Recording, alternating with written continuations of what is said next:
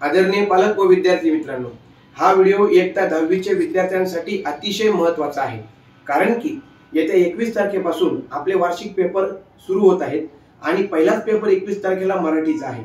तर आपल्या ज्ञानज्योती क्लासमध्ये जे विद्यार्थी शिकत आहेत यांच्यासाठी आपण प्रत्येक विषयाचे एक टार्गेट घेऊन आता अभ्यास करायला सुरुवात करणार आहोत।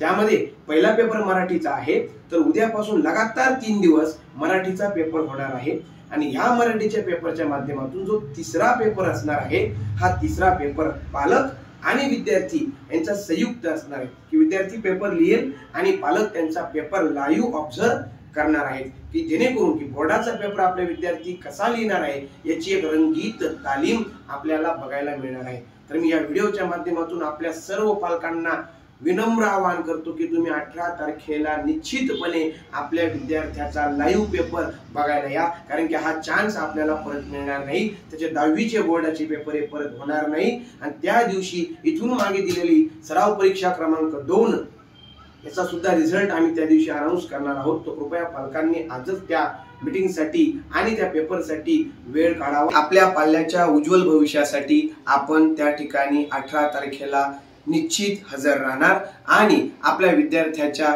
शैक्षणिक प्रगतीसाठी एक पाऊल पुढे टाकणार। धन्यवाद।